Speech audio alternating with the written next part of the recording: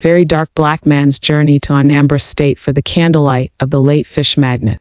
In a somber but powerful moment that brought together hearts across regions, renowned content creator Verydarkblackman journeyed to Anambra State to honor the memory of the late fish magnate, a man whose untimely and brutal left an entire community in shock, grief, and anger. The candlelight procession was not just a vigil, it was a cry for justice. It was a symbol of unity, remembrance, and a call to action. And in the heart of it stood Verydarkblackman, not as a celebrity, but as a brother, a voice for the voiceless, and a fighter against injustice. As dusk fell in Anambra, hundreds gathered, family, friends, fans, activists, and community leaders. The air was heavy with sorrow, the silence only broken by prayers, chants for justice, and the flicker of candle flames dancing against the evening sky. It was here that Verydarkblackman spoke passionately, not just about who fish magnate was, but what his death represents, the deep-rooted issue of violence, senseless, and the lack of accountability that plagues many communities.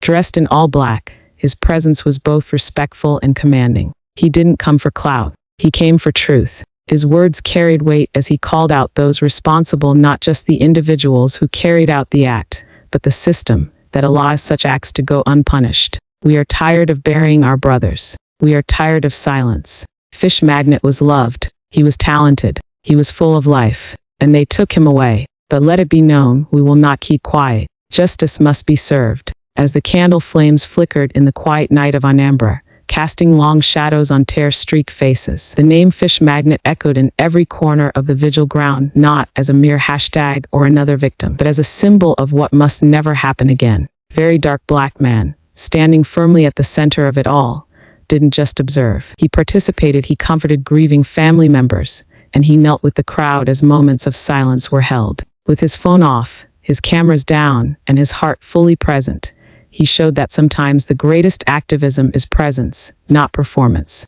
He listened to those who knew fish magnate personally, young people who had laughed with him, worked with him, and admired his hustle. They spoke of how fish magnate was more than just a street icon. He was a dreamer, a motivator, a man trying to rise beyond his circumstances. His death, many said, felt like a deliberate attack on hope. Then came the point when the victim's mother was called forward. Wailing, she held a framed photo of her son, clutched to her chest as if still trying to protect him from the cruelty of the world. The crowd grew silent again, tears streaming down the cheeks of even the strongest men in the crowd. Verydarkblackman couldn't hold back either. He stepped forward, wrapped his arms around her, and whispered words of comfort, words only a man of both strength and compassion could offer. They want us to be afraid, but we will not fear. We will fight with our voices, with our unity, and with truth. After the emotional speeches, a symbolic march of justice began.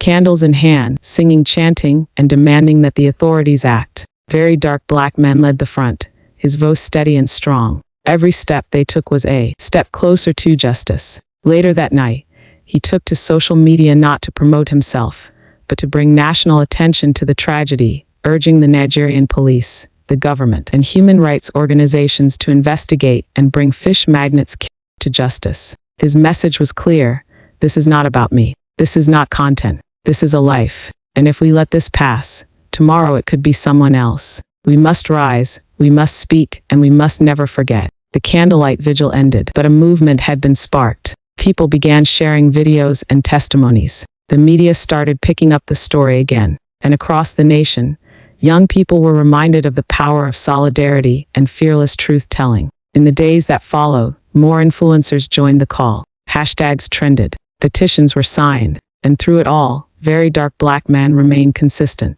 following up, checking on fish magnate's family, and ensuring the conversation did not.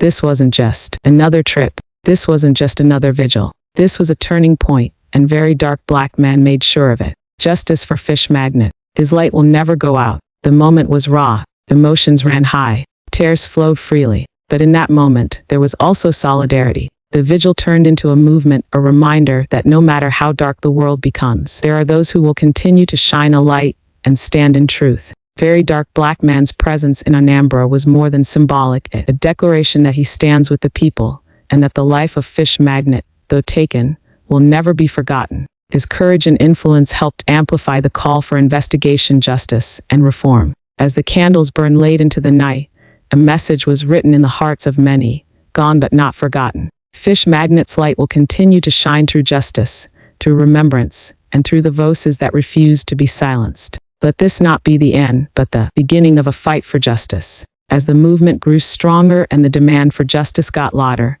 whispers began to rise in the shadows, whispers of fear, of power being threatened, and of a system uncomfortable with the truth being exposed. Verydarkblackman, bold and unapologetic, had shaken the table. His presence in Anambra, his powerful voice at the candlelight vigil, and his viral videos calling for justice had touched nerves, especially those who profited from silence, chaos, and corruption. Not long after the vigil, anonymous threats started trickling in. At first, they were vague, strange calls from hidden numbers, messages warning him to back off before it's too late, and strange vehicles loitering around his hotel. But soon, it escalated. On the second night of his stay in Anambra, a source close to the community reached out to him in haste.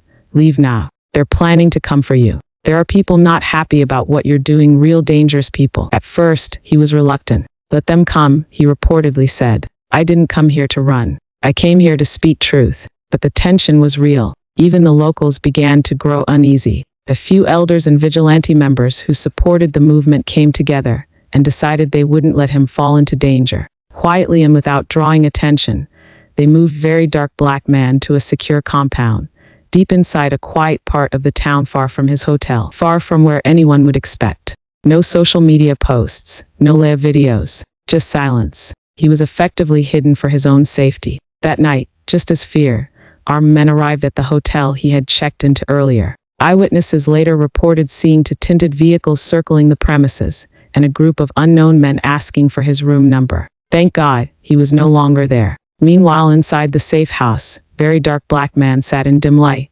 reflecting not in fear, but in clarity. He knew now more than ever that this was bigger than content, bigger than clout. This was war, a war between truth and silence. If they want to kill me for standing for the truth, let it be known I will never kneel to fear. My voice will still echo even if they try to silence me. The next morning, trusted allies discreetly arranged for his safe exit from the state. He returned home, but not defeated. In fact, he returned more determined. He went online with hard evidence, exposed the threats, and demanded